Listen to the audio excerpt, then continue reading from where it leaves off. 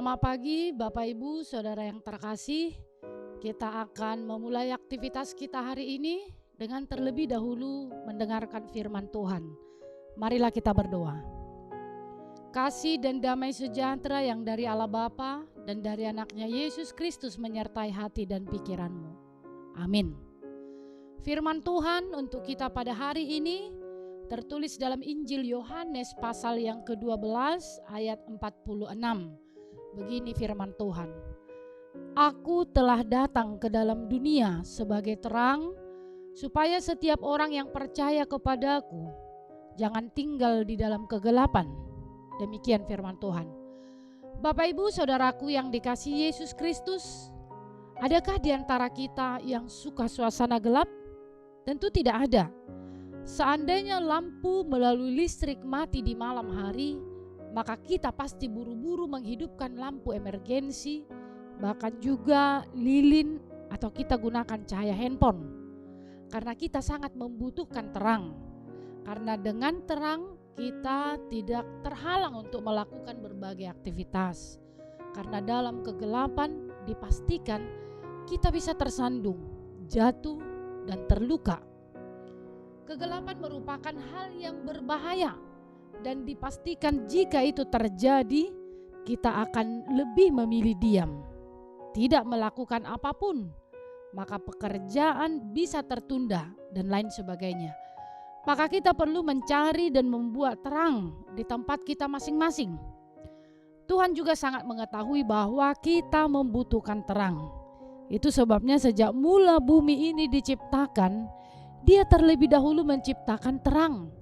Tuhan mau menyelamatkan kita dari kengerian kegelapan. Dalam teks ini juga Kristus menggambarkan dirinya sebagai terang yang membawa cahaya kehidupan di dalam dunia yang seharusnya sudah binasa. Dunia sudah berada dalam kegelapan, yaitu melalui dosa-dosa yang kita lakukan. Dan seharusnya kita sadar bahwa perilaku kegelapan atau dosa-dosa itu akan mengakibatkan kebinasaan kepada kita. Tidak ada dosa yang membuat kita bahagia. Sebab sesungguhnya firman Tuhan telah memberitahukan kepada kita bahwa upah dosa adalah maut. Tuhan tidak mau kita binasa. Itu sebabnya Dia datang sebagai terang menghalau kegelapan dalam hidup kita. Supaya kita segera meninggalkan dosa-dosa yang kita lakukan. Jangan pernah berkata dalam hatimu bahwa tidak seorang pun mengetahui. Bahkan Tuhan tidak membalas dosa yang saudara lakukan. Sehingga secara berulang dan tidak lagi peduli kepada kebenaran. Dia tetap tinggal dan melakukan dosa. Dia menutup mata hatinya kepada kebenaran atau jalan Tuhan. Tetapi ingatlah, di hadapan Tuhan tidak ada yang tersembunyi. Menghukum orang yang tidak mau meninggalkan dosanya.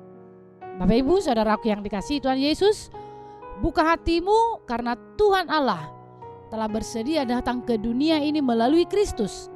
Dia mau menerangi dunia ini, menerangi hatimu, sehingga dituntunnya kita untuk terus berjalan dalam terang.